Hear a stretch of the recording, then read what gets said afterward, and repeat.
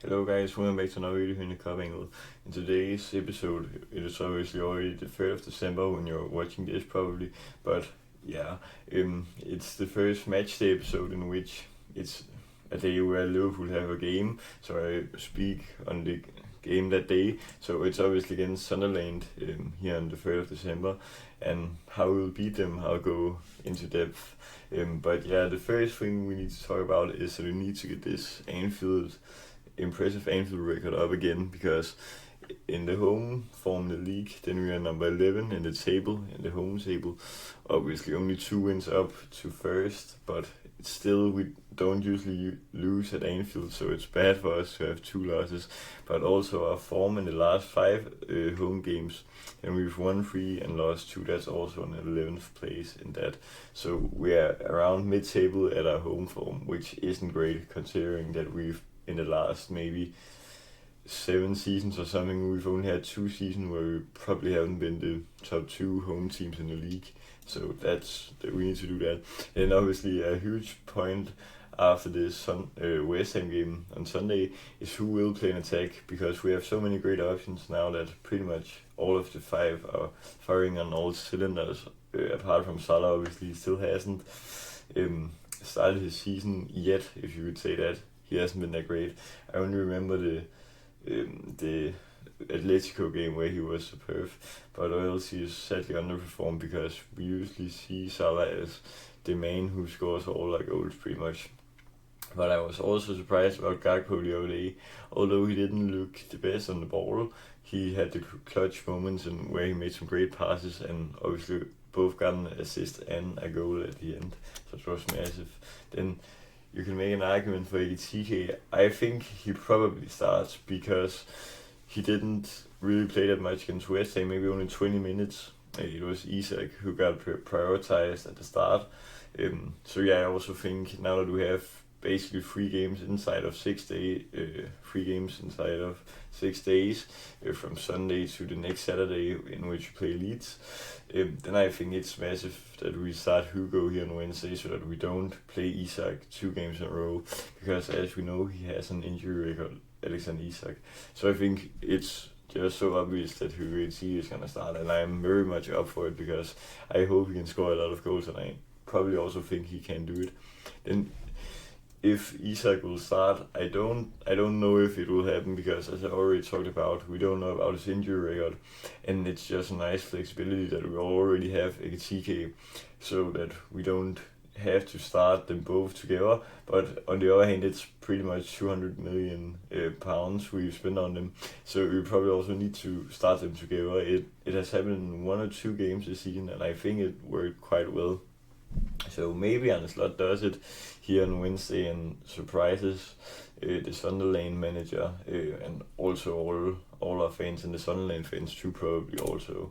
Then Salah, I actually don't think Salah will start, because yes, benching him twice in a row will probably be harsh, but I just think Wirtz was exceptional here on Sunday against West Ham, and yeah, Salah just hasn't performed in this season, and when we aren't that great this season, then you also just need to pick the players who you know are playing well at the moment, because it's not like last season or the season before that, where you always could look at the same players and think they're gonna score a goal, because it's just very much more random this season who gets the goals, and we need to find our consistent goal scorer, because obviously Isak only got his first Premier League goal here against West Ham also, so we need to find someone who can score some more goals, because we obviously also concede too much, so that those 2 things fit together, if you can say that.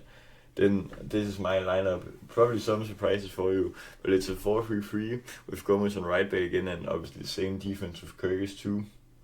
I think both fullbacks were exceptional against West Ham. Gomez was also good with the assist, but both him and Kyrgyz were very great on the defensive side also. Then quite basic midfield with Gravenberch, Soboslai and McAllister. Also a superb midfielder when they all get up to their usual standards. Then our attack, this is where the shocks come, because I would still side Gakpo, because he has that end product as of now. Then Ekitike up front, as I talked about, the rotation thing that we probably don't need to play Isak twice, 2 games in a row, or at least not 90 minutes. He will probably come on from the bench and maybe the 60th minute or maybe in the second half, Isak. Then Wirtz on right wing again. I just think it would be stupid to drop him now that he was so great against West Ham. Now he just needs the goal involvements, because I saw there are still a lot of people hating on him for not getting goal contributions.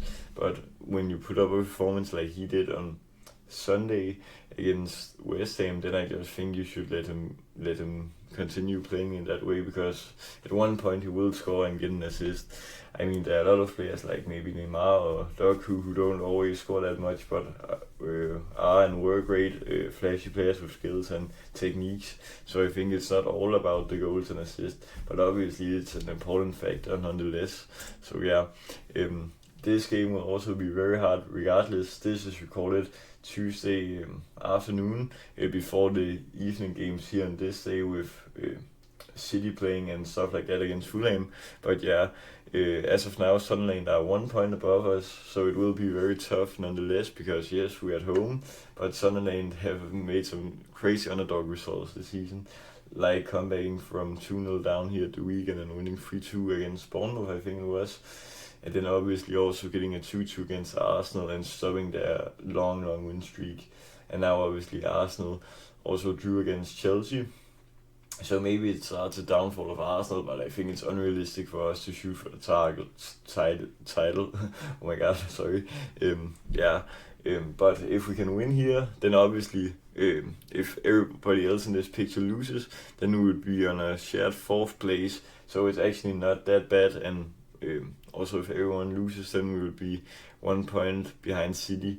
So it's not that bad that there's only 4 points up to City in this situation, but it's obviously bad that we won the first 5 games and then lose the next, how many did we lose in a row? A lot, definitely 4 games or something, and then we won 1 and lost 2.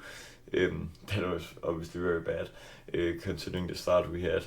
But yeah, maybe it's just a season where we go for the Champions League in the Premier League table, and then maybe go after getting a run in the Champions League and hopefully winning that. That would be very great. And now here comes my keys to win the game. The first thing is maybe get the first goal, because as I also talked about in my last episode, or my episode before that in this advent calendar, we've conceded the first goal way too much this season. It reminds me of the 23-24 season with Klopp, in which we almost pretty much conceded the first goal every single game. In that season we come back a lot, but in this season we haven't had that same fighting spirit when we first came behind. So I think it will be very important to get the first goal, and also quite quickly, so we can get Anfield behind the players and get them to score even more goals, so that we can close the game and back the 3 points.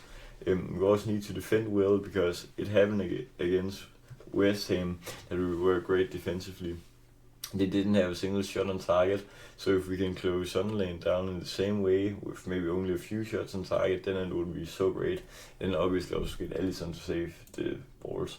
We also need to play with creativity, because I know Sunderland have a lot of new players in the squad also, so maybe they aren't used to playing at Anfield or a huge stadium like that, in which it would be great to show our attackers and just dribble around them and play some fast passes and stuff like that, because then we can create great ways to goal. So yeah, but that was my keys and my take on how we will beat Sunderland here tomorrow, or well, it's today obviously, when you're watching this. It's the 3rd of December already. We're already 1/8 or 1/9 into the series. I'll be making 25, maybe 26 episodes if I'll make a Boxing Day special. Or you could also write in the comments if you would like to see a Boxing Day special, because I think it would be nice, although there are no Liverpool game that day. But yeah guys, that was all for today's video. I hope you remembered or enjoyed the episode. But yeah, remember to like, subscribe, and share for all Liverpool fans. Till next time, peace.